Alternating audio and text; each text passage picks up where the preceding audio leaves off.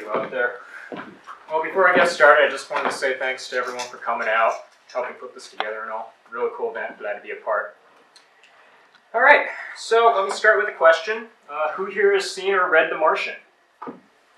Okay, you're cool, I like you all. It's a great book / movie, Space MacGyver, basically. And that's who I want to be. I want to be Mark Watney, Matt Damon's character in the book / movie. The guy who goes into space, the guy who becomes an astronaut. That's my dream. So, pretend for a moment you're a kid, a wee little one like I was, that just wants to go to space. What's the first thing you're going to do? Well, you're probably going to want to figure out what you have to do to go to space. How do you become an astronaut?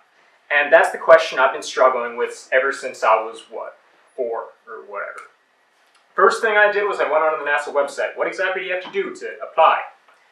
Number 1, you have to be within a certain height range. If you're too tall or too short, you're just not going to fit. So, sorry guys, if you're a little bit small or too big, that's the problem there.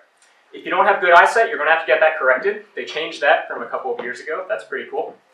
And then you need a bachelor's degree in something science or engineering-y related. If you have a degree in underwater basket weaving, it's not going to be very useful in space. But then after that, they say professional experience. So go get a job for a little bit, get a master's or a PhD. And that's it.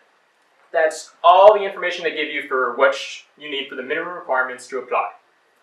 Now, that is a good amount of education that you're going to need, but it's not very specific. So there's a pretty large pool of people who can still apply. And there's a lot of people that want to go to space, and there's only a couple of slots.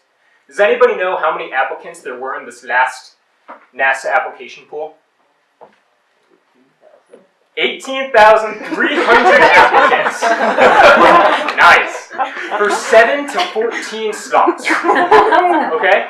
Just for comparison, everybody, the Stanford acceptance rate right now is like, what, 5%? Okay? I did the math on this because I'm like neurotic.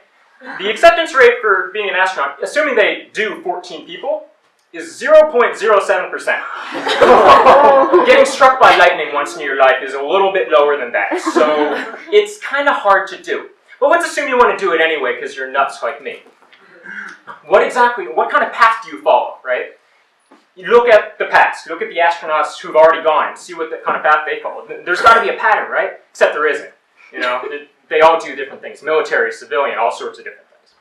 If you look at when NASA started, we had military test pilots, the toughest of the tough. These guys could survive anything.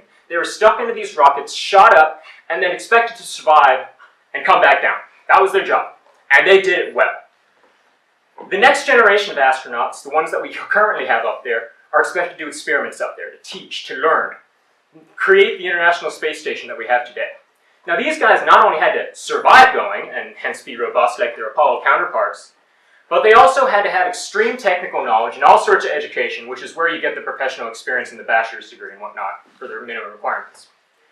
But then, since I want to be an astronaut for tomorrow, not today, because I'm not qualified yet, what are tomorrow's astronauts going to have to look like?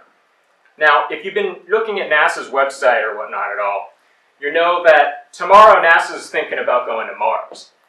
And this is going to be a long trip. You're going to be in the same little tin bucket with the same people for at least a year to make the mission worthwhile. So not only are you going to have to be able to survive and deal with all the systems and just know basically everything, you're going to have to work with anybody and live with them in a small tin box for at least a year. So these guys are going to have to be as tough and robust as the Apollo astronauts, as smart and as knowledgeable as the astronauts we have up today, and as charismatic and easy to work with as, I don't know, Stanford students. Right? They're going to have to be the best we have and the epitome of what humanity has to offer.